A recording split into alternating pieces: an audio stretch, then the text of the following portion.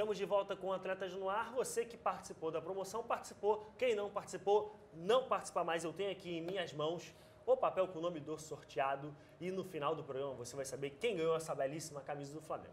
Mesmo assim, eu te encorajo a participar do nosso programa e continuar mandando e-mails para atletasnoar@bosnovas.tv, e essa bíblia aqui dos atletas pode ser sua, assim como esse squeeze, esse boné, a bolsa, a camisa, muitos brindes para você que participa. E em breve outras camisas, né? De repente, ou outros materiais de uso esportivo aí para vocês. Você tem que ficar ligado no programa para conferir mais. Também te convido a mandar o seu e-mail comentando o que você está achando da rodada, o que você está achando dos times, o que você achou da escolha do Dunga como técnico da seleção e o que você acha em geral do nosso programa, quem você gostaria de ver passando por aqui. Também não deixe de ir lá no YouTube da Boas Novas e dos Atletas para conferir os vídeos do nosso programa. Caso você tenha perdido alguma coisa, alguma matéria, algum comentário aqui no nosso programa, eu encorajo que você vá lá também no site dos Atletas de Cristo, atletasdecristo.org, e lá você pode saber tudo que os Atletas de Cristo têm feito, assim como no Facebook também, que está aí na sua tela. A gente vai conferir agora os gols de domingo no Campeonato Brasileiro e a gente vai comentar um pouco mais sobre esses jogos que fecharam a 11ª rodada. Tá aí na tela, primeiro gols do Cruzeiro, líder do campeonato, venceu por 2-1. Que arrancada, rapaz! Essa bola no pé do Ricardo Goulart, artilheiro do Campeonato Brasileiro. Uma arrancada do Marquinhos, jogador recente, chegou aí do Vitória, excelente jogador. Que contratação do Cruzeiro, que tem um elenco absurdo. A gente vai comentar um pouco mais sobre o elenco. Líder absoluto. Líder absoluto, 5 pontos de vantagem. Que campanha do Cruzeiro, meus amigos. Fez aí esse primeiro gol. E agora o primeiro gol do Manuel, zagueiro. Novato Manuel, chegado do Atlético Paranaense. Excelente zagueiro, subiu, cabeceou e fez o segundo gol. O Cruzeiro que está com um número de jogadores também para a zaga, eu não me canso de falar do elenco. E aí o gol do Tóbio. Primeiro gol dele com a camisa do Palmeiras também. Melhor estilo. O treinador do Palmeiras que cruzamento, e o Gareca já está sendo vaiado. Criticado. E aí a goleada da rodada, vexame do Flamengo perdendo de 4-0 para o Inter. Esse foi o primeiro gol, o gol do Rafael Moura. Homenageou o Fernandão, coisa que o Inter não tinha tido oportunidade de fazer desde o falecimento do Fernandão, ídolo, camisa 9 do Internacional. Foi muito bonito. Durante todo o jogo, o Fernandão era lembrado, tinha as máscaras, tinha as homenagens de quem fazia os gols. Foi um jogo muito bonito. E aí esse pênalti do Chicão, coisa horrorosa esse pênalti em cima do Wellington Silva. Falha do Mugni, colocou o Chicão numa situação complicada, ele fez esse pênalti. Nem parece que tem tantos anos de carreira assim o Chicão, né? O D'Alessandro fez o gol e esse passe do Olha a liberdade que o D'Alessandro teve, fazer esse cruzamento para o Fabrício. A zaga do Flamengo está realmente em frangalhos. Que cruzamento do D'Alessandro, fez uma partida sensacional. Como joga depois de um mês para se preparar aí a zaga, né? Pelo menos a zaga. Pelo menos, no mínimo isso, né? Bateu sem chances para o Felipe. Agora a bola lá na esquerda e o Alex, que tinha acabado de entrar, chegou tocando essa bola de sola para dentro do gol. Esse gol, nem na pelada da Boas Novas acontece um gol assim. Até o seu Clélio faria um gol desse aí com essa zaga do Flamengo. Você vê a qualidade da equipe do Internacional, né? O Alex entrou no segundo tempo ainda. A gente está vendo o golaço da rodada, o gol do Conca. Que batida, rapaz, esse aí é gol de craque. A galera estava comentando depois do jogo, torcida do Fluminense lá no Twitter, tinha que ter levado o Conca para a seleção, teria sido campeão. Tanto ele quanto o D'Alessandro. A gente falava que podia ter levado. Teria dado uma teria acrescentado muito. Né? Olha essa batida de canhota, que ia batida deixar feliz. O Messi sozinho, precisando voltar para fazer as armações do meio de campo. Bateu sem chances para o goleiro do Santos. Santos que vinha fazendo bons jogos, o Aranha acabou levando esse gol. E aí o gol do Atlético Paranaense, esse foi o primeiro, 1-0, o Atlético Paranaense está fazendo uma campanha muito legal, rapaz. Olha, o Atlético Paranaense já é o segundo ano muito bom do Atlético Paranaense. Marcelo que firmou sua permanência no Atlético. Foi sondado pelo Corinthians, né? Agora já fez a 7ª partida. Já era, não pode mais sair. E aí o outro gol o gol de cabeça, não, o gol de rebote do Douglas Coutinho, fez um gol também em cima do Flamengo, faz outro gol agora, esse jovem talento do Atlético Paranaense, interessante. Às vezes é um pouco firulento demais do Douglas Coutinho, mas é um jogador interessante. A gente vai comentar um pouco agora sobre esses jogos aí, a vitória. Você confere o último replay do gol do Douglas Coutinho.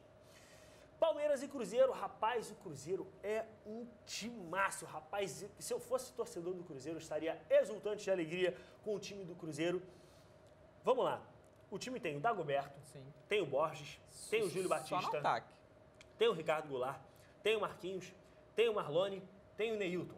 Meu Deus, são 7 opções para o sistema ofensivo. Está parecendo o Real Madrid. É verdade. São 7 opções ofensivas que o técnico pode escalar aqui e ali à medida do que é possível. Sem contar na zaga, tem o Dedé, tem o Bruno Rodrigo e agora tem o Manuel também para completar essa zaga. E também tem o Léo, que é um bom jogador. O time do Cruzeiro está todo pronto, né?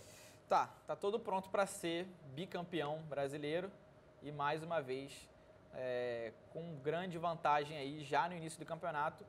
Talvez não tenha a mesma facilidade, a mesma distância no final do campeonato, porque acredito que esse ano temos outras equipes que podem fazer frente ali até o final do campeonato. Acredito, mas de repente pode ser que eles disparem aí já a partir dessa 11ª rodada. De qualquer forma, a gente tem o Internacional, que a gente ainda vai falar, tem o próprio Corinthians, o São Paulo tem jogado bem, apesar da derrota. E o Palmeiras que segue se reforçando também, né? Mas muitos reforços medianos, o time não é né? exatamente bom, mas talvez com esses reforços que foram escolhidos pelo próprio técnico, acho que o Gareca não vai ter muito como dizer que não vai dar certo. Foi ele que escolheu os reforços. Mas perdeu o Valdívia agora? Perdeu o Valdívia, perdeu o Allan Kardec e o Valdívia, que eram os melhores jogadores do time, mas ainda assim segue se reforçando. É a segunda derrota do Gareca, a situação dele também não está exatamente fácil. Tá balançando um pouquinho, a torcida já tem criticado bastante.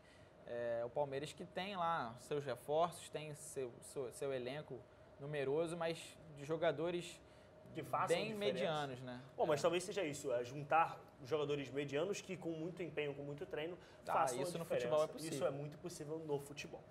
Vamos em frente com a derrota do Flamengo 4-0 para o Inter. Que partida fez o time do Inter? Primeiramente, Jorge, queria falar das homenagens ao Fernandão, homenagens justíssimas no Beira-Rio, bonito de ver como o Inter trata seus ídolos depois desse falecimento do Fernandão, né?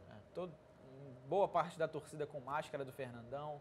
Todos os jogadores entraram do Fernandão, né? Na camisa colorada com o nome do Fernandão e na entrada com o nome e o número 9, uma camisa branca. Número 9 que não tem sido utilizado pelos jogadores do Inter em homenagem ao Fernandão. Em função do Dentro Fernandão. de campo as homenagens também não pararam, porque o Inter sacudiu o Flamengo de uma forma incrível. O Flamengo deu uma finalização até os 44, quando o Mugni deu um chute de canhota pavoroso, foi lá na bandeirinha do corner. Na lateral. Então vai dizer 2 finalizações, mas na verdade foi uma só. Time pavoroso do Flamengo, um time grandioso do Inter. O Inter, o Flamengo chegava a esse jogo precisando errar nada para perder de pouco. Exatamente. Porque o que mostrou na volta da Copa do Mundo, no jogo contra o Atlético Paranaense, já estava provado que um mês de Copa do Mundo não tinha feito muita diferença. E o Ney Franco voltou com um esquema novo, 3 zagueiros, mas não fez muita diferença. E aí chegava já bem desmontado, já com o esquema mudado novamente, já chegava desmontado nessa partida contra o Inter. E aí, como eu falei, precisava chegar arrumadinho para tentar perder de pouco. E aí cometeu o primeiro erro, uma jogada mérito também da equipe do Internacional, uma jogada ensaiada de falta. Depois a falha grotesca do Mugni primeiro, que perdeu a bola, e depois na sequência o pênalti do Chicão infantil dentro da área. Ele até acerta a bola, ele reclama um pouco, mas depois ele atropelou o Wellington Silva. E aí dali pra frente, com 2-0, com 1 a menos, no segundo tempo foi só Internacional. O Flamengo ainda está na lanterna, depois a gente vai ver a tabela como ficou, mas o Flamengo está lá na lanterna, uma situação muito complicada. Os jogadores receberam muitos protestos no aeroporto, tanto lá quanto aqui no Rio de Janeiro. O André Santos foi inclusive agredido com socos de chute, totalmente impensado isso acontecer, um absurdo, por pior que seja.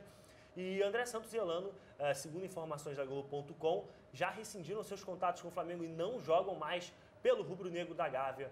Informações de hoje, essas informações. Apesar dos problemas, a gente não pode nunca admitir que a torcida faça isso. E é a torcida do Flamengo, é a torcida do Corinthians, é a torcida do Vasco, do Fluminense, do Botafogo.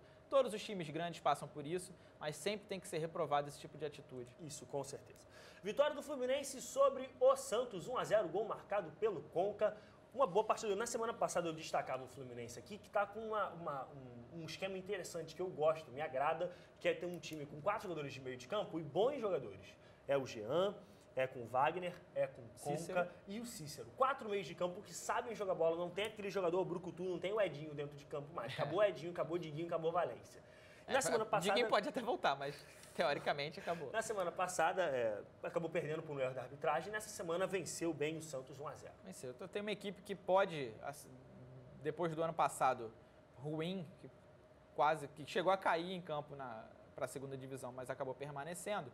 Esse ano, com alguns reforços, principalmente com o Conca e o Cícero agora, tem a chance de fazer uma boa campanha e brigar pelo menos por G4. Tem um time que pode brigar pelo menos por G4. Destaque só rapidamente para o Walter, que eu acho que podia ter aproveitado um pouco melhor a ausência a folga do Fred nessa volta da Copa do Mundo. Não querendo crucificar ele aqui pelos jogos, não fez 2 jogos muito bons na volta da Copa do Mundo. Eu acho que podia tentar aproveitar mais enquanto o Fred não volta, para que ele possa colocar uma duvidazinha ali na cabeça do Cristóvão. Já voltou, está de volta aos treinamentos, deve estrear, se não for nessa semana, já na semana que vem, no final de semana. Atlético Paranaense 2-0 sobre o Criciúma, excelente partida do Atlético Paranaense, que tem como técnico Doriva, um atleta de Cristo, uma pessoa sensacional, e fazendo desse time do Atlético Paranaense mais uma vez um time bom. Ano passado, finalista da Copa do Brasil, 3º lugar no Campeonato Brasileiro. Sim. E esse ano, mesmo tendo perdido aí jogadores como Manuel, como o Everton, se mantendo com uma boa campanha, esse time do Atlético Paranaense é bastante interessante. Tem chance de, se conseguir fazer o que fez na última campanha, tem chance de brigar ali pela... Doriva, que é campeão paulista desse ano, G4. Faz um trabalho interessante. Eu gosto do Doriva como técnico, ele é arrojado, é uma coisa moderna, traz um ar de modernidade para os técnicos que hoje já parecem tão obsoletos, né? Vamos em frente, Vitória 0-0 com o Corinthians e Goiás 0-0 com o Sport. Foram os pontos baixos dessa rodada. Muito fraquinhos esses jogos entre Corinthians e Vitória. Ruim. Depois de uma Copa do Mundo, né, a gente falava, né? O Goiás Sport vai dar uma depressãozinha aí. Pelada, que jogo ruim de ver, rapaz, o Goiás Sport. O Corinthians, eu queria mencionar sobre o Corinthians uma coisa, acho que está começando a dar uma melhorada. Acho que o Mano Menezes começa a dar uma acertada naquilo que ele imagina que o Corinthians vai ser. O Corinthians está lá em cima, em segundo lugar, e pode ser o time que vai fazer frente para o Cruzeiro aí, com a chegada do Elias, principalmente, e o Petros. Acho que já foi um jogo um pouquinho melhor do que vinha sendo. Tem um meio de campo muito bom o Corinthians, muitas opções. Legal, bacana. A gente vai conferir agora como ficou a tabela do nosso Campeonato Brasileiro. Temos lá o Cruzeiro na liderança, 25 pontos, abrindo 5 de vantagem para o Corinthians, que hoje é o segundo lugar. Fluminense em terceiro lugar, 19 pontos. Atlético Paranaense fechando o G4, a gente falava aí do Atlético Paranaense, se mantendo no G4, que beleza. Internacional é o quinto lugar hoje, depois dessa vitória sobre o Flamengo, São Paulo, Grêmio, Sport, Santos, Goiás, Atlético Mineiro e Palmeiras. Botafogo em 13º, Criciúma em 14º, Chapecoense está ali em 15º, Guerreira Chapecoense, 16º Bahia. A zona de rebaixamento com Vitória, Figueirense, Coritiba e o Flamengo lá no escuro, segurando a lanterninha em último lugar. Quero destacar para você aqui nessa tabela o Flamengo em último lugar, com 7 pontos, 11 jogos, 1 vitória, 7 gols marcados em 11 jogos. A gente estava falando da defesa do Flamengo, que está pavorosa, mas o ataque está ridículo também, né? Tá bem comprometido. O Hernani já não é mais aquele artilheiro que foi no ano passado. Se machuca muitas vezes. O Alexandre também não tem feito boas partidas. Estou com pena do Eduardo da Silva, atacante croata brasileiro, que assinou com o Flamengo e vai ter a dura missão de fazer gols para tirar o Flamengo da zona de rebaixamento. Nesse momento, Jorge Max, por favor, levante esse belíssimo manto do combalido Flamengo. Em minhas mãos eu tenho a vencedora do sorteio. É a Kathleen Holthausen Bruno. Nos mandou um e-mail na sexta-feira, dia 18, na parte da manhã. Provavelmente estava vendo o programa pela internet. Ganhou essa camisa do Flamengo número 29, presente do Nixon para nós. Você vai receber em casa sem custo nenhum para você que assiste ao Tetas no Ar. Bom, quero deixar um grande abraço para você. Estamos encerrando o nosso programa de hoje. Jorge Max, muito obrigado. Até semana que vem. Muito obrigado, Fábio. Você que nos assistiu. Lembrando que terça, quarta e quinta aí tem rodada da Copa do Brasil. Com certeza. Final da segunda fase, início da terceira fase. Tem muitos jogos legais aí. E a final da Recopa também, com o Atlético Mineiro e Lanús. Você confere muito mais sobre esporte nas minhas coberturas aqui no Boas Novas Brasil. E, é claro, terça-feira que vem aqui no Atletas no Ar. Um grande abraço. Até semana que vem. Abraço, até a próxima.